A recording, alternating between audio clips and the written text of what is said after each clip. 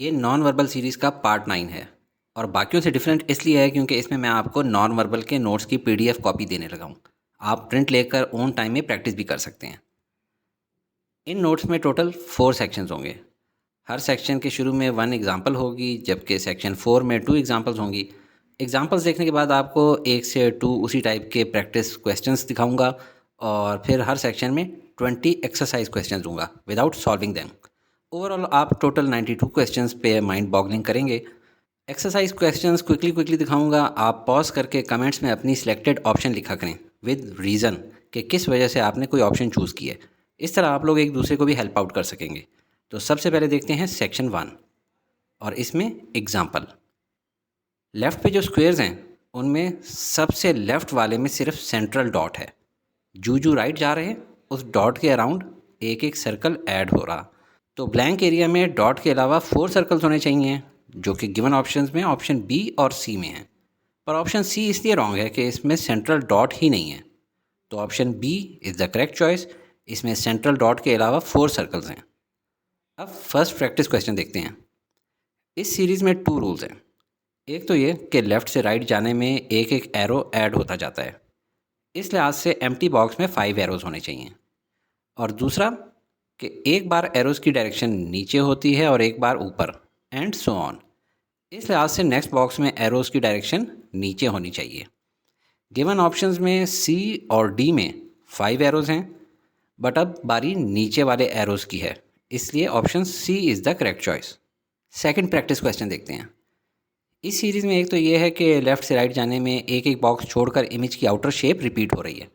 Box 1 वाली shape ही box 3 में है और बॉक्स 2 वाली शेप ही बॉक्स 4 में है। इस लिहाज से बॉक्स 5 में भी फर्स्ट और थर्ड बॉक्स वाली शेप ही होगी।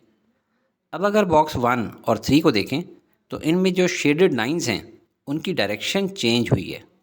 इस लिहाज से बॉक्स 5 में बॉक्स 1 वाली लाइंस ही होनी चाहिए। तो गिवन ऑप्शंस में देखें, ऑप्शन बी, सी और डी की शेप की पोजीशन चेंज है। टॉप पे फ्लैट साइड है, लिहाजा ये नहीं है।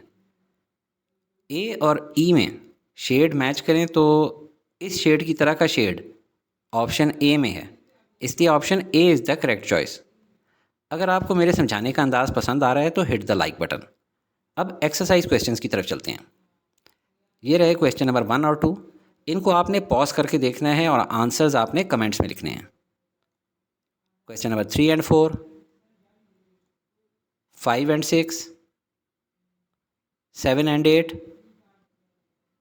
9 and 10, 11 and 12, 13 and 14, 15 and 16, 17 and 18। ये रहे लास्ट 19 एंड 20। ये सेक्शन 1 की एक्सरसाइज कंप्लीट हो गई। अब चलते हैं सेक्शन 2 की तरफ और इस सेक्शन में भी सबसे पहले एग्जांपल देख लें। ये तो बहुत आसान है। गिवन शेप को 180 डिग्री टर्न किया है ऐसे, और साइज़ चेंज नहीं हुआ। तो इस शेप को 180 डिग्री टर्न करेंगे तो ऐसी हो जाएगी।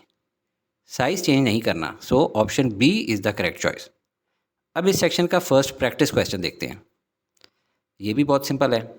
शील्ड की शेप स्क्वायर में कन्वर्ट हुई है और साइज़ भी सेम रहा है। तो क्वेश्चन में जो गिवन डैश शील्ड है इसने चेंज होकर डैश स्क्वायर बन जाना है। So option C is the correct choice. ये तो बहुत आसान था। सेकंड प्रैक्टिस क्वेश्चन देखें। इस क्वेश्चन में आउटर शेप और इनर शेप्स सेम रहेंगी, मगर इनकी इनर शेडिंग्स इंटरचेंज हो गई हैं। तो इस शेप ने एग्जैक्टली सेम रहना है, बट आउटर हेक्सागोन का शेड वाइट और इनर की होल का ब्लैक हो जाएगा विद की होल इन सेम डायरेक्शन। ये सिचुएशन हमें ऑप्शन ए में मिल रही है। अब इस सेक्शन के एक्सरसाइज क्वेश्चन देखें। क्वेश्चन 21 एंड 22 पॉज करके आप कमेंट्स में लिखें।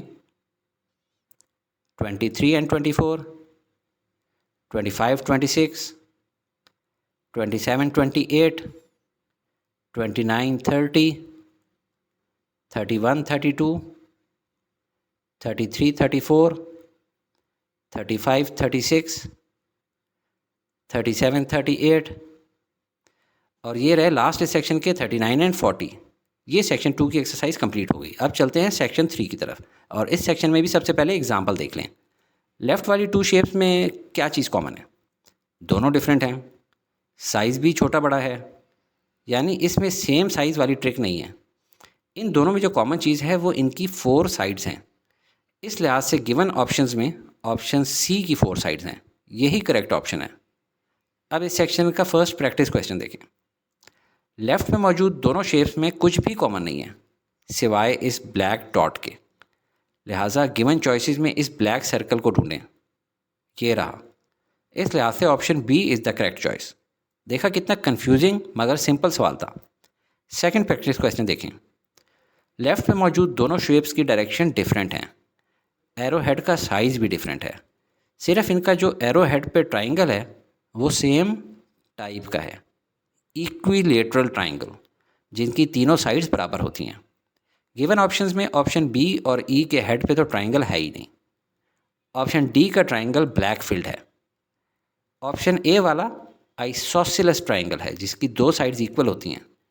ऑप्शन सी वाले ट्राइंगल की तीनों साइड्स बराबर हैं, इक्विलेटरल ट्राइंगल है। So option C is the correct choice.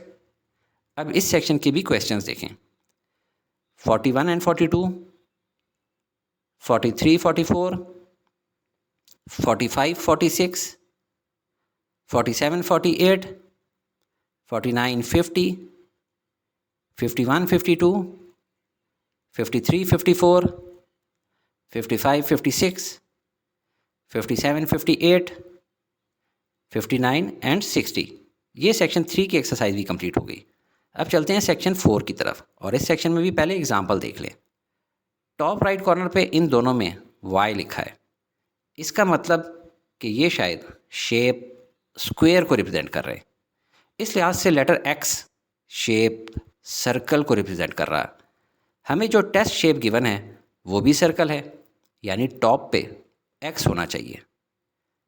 इन दोनों जगह पे s लिखा है जो कि वाइट फिलिंग को रिप्रेजेंट कर रहा है, यानी t का मतलब होगा शेडेड एरिया। टेस्ट शेप में भी शेडेड एरिया है, इसलिए नीचे का कोड लेटर t होगा। So option B is the correct choice. Second example. Top right corner पे इन दोनों में m लिखा है। इसका मतलब कि ये शायद शेप सर्कल को रिप्रेजेंट कर रहे हैं। इस लिहाज से लेटर n शेप ट्राइंगल को रिप्रेजेंट कर रहा है। हमें जो टेस्ट शेप गिवन है वो भी ट्राइंगल है, यानी टॉप पे n होना चाहिए।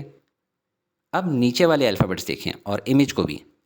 एक इमेज में कोई डॉट नहीं है, एक में सिंगल डॉट है और एक में 2 डॉट्स, यानी कि G का मतलब है नो डॉट, H का मतलब है 1 डॉट और I का मतलब है 2 डॉट्स।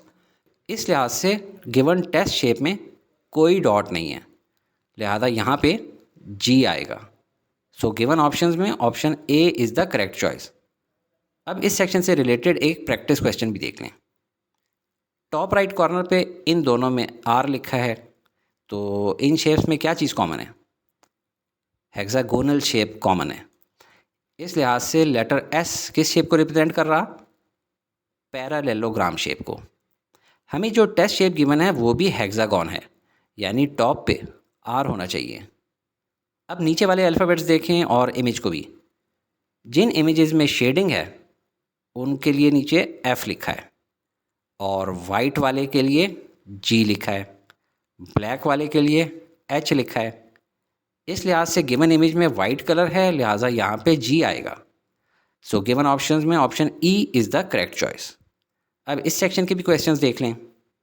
61 एंड 62, 63, 64, 65, 66, 67, 68, 69, 70, 71, 72, 73, 74, 75, 76, 77, 78, 79, 80। ये सेक्शन 4 की एक्सरसाइज भी कंप्लीट हो गई। इस शीट का डाउनलोड लिंक डिस्क्रिप्शन में गिवन है, आप लोग चाहें तो डाउनलोड कर लें या फिर यहीं पे आप लोग प्रैक्टिस कर लें। ISSB और इनिशियल में रिकमेंड होना है तो मेरे YouTube channel study with me in Pakistan पे जाएं और कंप्लीट प्लेलिस्ट मुलाहिजा करें। और कोई डाउट क्लियर करना है तो टिकटॉक या फिर इंस्टाग्राम पे मुझसे मैसेज या वॉइस नोट शेयर करें। I will try to answer as soon as I get time.